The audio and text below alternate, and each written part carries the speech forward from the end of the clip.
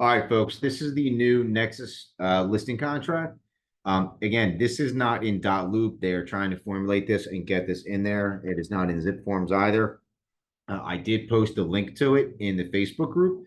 It is there. It is there via link because the link is a fillable PDF. If I just upload it as a PDF, then it's not fillable. So when you need it, up until it's in .loop, click on the link, use the link to make sure it's fillable.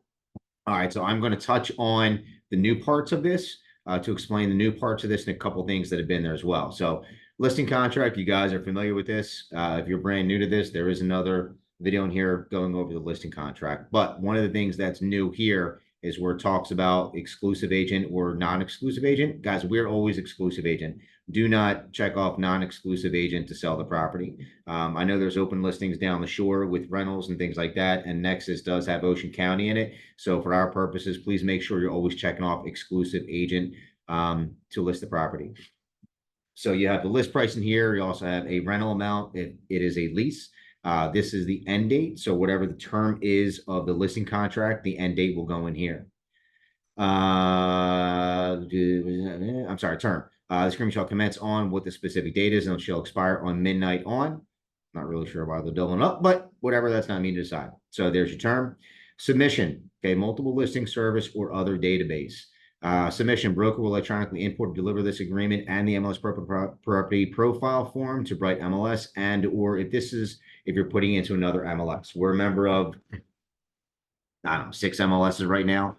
So if you're putting in another MLS down the shore, Paragon, Cape May, something like that, that's where it's going to go in here within 48 hours of the effective date of the listing.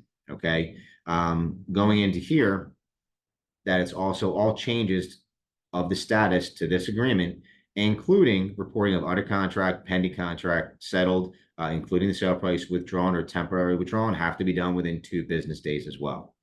Here's what's key right here. Broker will not submit any notice stating whether seller or landlord has authorized compensation to a cooperating broker or the amount of any such compensation for display on any MLS that does not permit such compensation to be displayed on the MLS.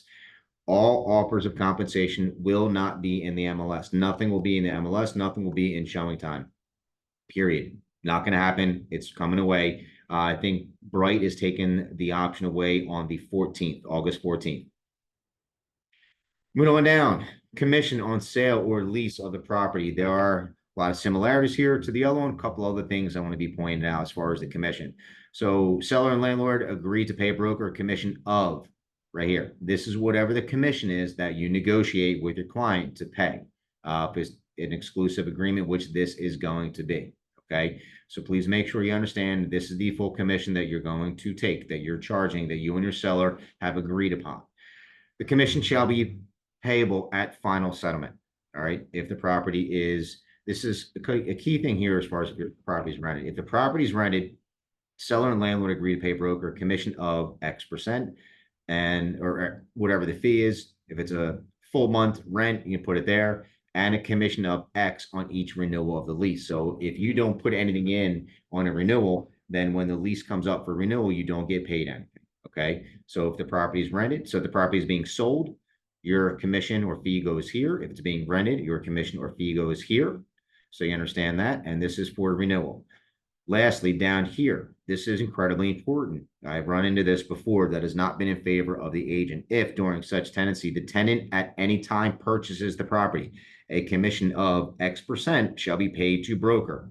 So if you are doing a lease and the tenant, that there may be an opportunity or option or discussion of the tenant buying the property, make sure you put something in here to cover yourself that if that tenant buys, you're going to get paid a commission by the property owner for putting that together. Okay. Broker protection clause. This was in there before. This is your broker protection clause that if someone tries to sidestep you and paying you, you're protected with the broker protection clause. This has been in there, guys. This has not changed. All right, coming down to here, agency disclosure. What's changed here is the designated agency. Okay. So you, licensee, as an authorized representative of Prime, intend to act as seller's agent only. Seller's agent and disclose dual agent if the opportunity arises. Seller's agent and disclose dual agent with designated agency if the opportunity arises. This is where, in this listing presentation, guys, you need to make sure you're explaining designated agency to your sellers. They have to be able to understand the difference between dual agency and designated agency. And you would check off which one applies here. Okay. Commission splits going down here, some similarities, a lot of similarities, but so the amount of commission split your broker offers can affect the extent, you want to make sure you're explaining that, can it affect the extent to which your property is exposed to prospective buyers working with licensees from other brokerage firms. So again, if your client is talking about not offering commission, okay, I get it, it's the world that we live in, we're going to run into it, but you have to make sure you're explaining to them how that could adversely affect the marketability of their property. On this listing, the broker is offering a commission split of X, whatever that is, minus, we do not charge MLS fees, guys. Not here. I'm very, very open with you guys about everything. And if you guys have followed me on Facebook some, you know that I can't stand that criminal fee. I think everyone that charges it is it. All right, I'll keep that off of YouTube. But anyway, we do not charge MLS fee here. Making sure everyone understands that. So going down here, broker cooperation. This is an important paragraph. This is new. This is added broker cooperation for purposes of Section 8, which is the one above. Seller authorizes broker to deal with the following as cooperating firms and broker to share a commission with. You're going to check off who with who. Sub-agent, buyer, broker, or transaction broker. I'm just doing sub-agent, buyer, broker. Okay. But, and down here, what is going to be offered to them for cooperating compensation. This is new as well. If purchased by tenant, this kind of doubles up what I explained above. What the commission or the co-op commission will be if another agent brings you that tenant and the tenant purchases the property, that other agent, if that other agent is going to get paid, the co-op agent, they're going to get paid, what they're going to get paid is going on these lines here. Okay. Note that if seller landlord is waiving broker cooperating with other brokers in a separate form, waiving cooperation must be signed. That's that exclusive form, guys. Okay. That they're not cooperating with someone else. Exclusions. The only reason I have this highlighted, this doesn't change, but please be specific on your exclusions if people are taking things with them. Washer, dryer, refrigerator, ceiling fans, light fixtures, hardware, TV wall mounts, something like that. Make sure you're very specific in the exclusions part.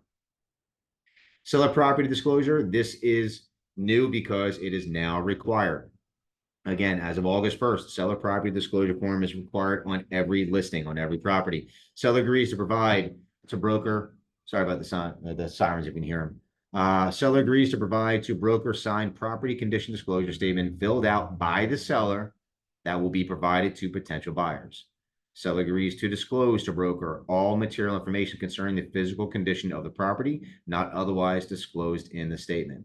It is required now. No ands, ifs, or buts about it. I don't care if you're working with an investor. If an investor says they're not going to do it, you can't take the listing, guys. It is law that you need to have the seller property disclosure form. Have them fill it out the best that they can. Maybe now some of these scumbag investors that don't get permits for everything and do a crappy job are going to have a harder time.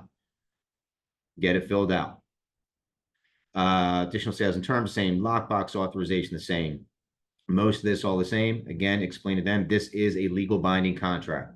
Down here, you're going to sign. Seller and landlord are going to sign. Email address, phone number, date signed. Same thing here. Okay. The lockbox authorization, same. Attorney General memorandum is the same. However, down at the bottom, what has changed is this. This is now requiring signature. So the Attorney General memorandum did not have signature parts before, and now it has it. That the date here, putting in the date, and then print name, signature, and then the owner, print and sign. All right. That is all on the listing contract. Again, hopefully this is out in .loop shortly. I know that they're working on it, but use the link in the Facebook group in the meantime for that.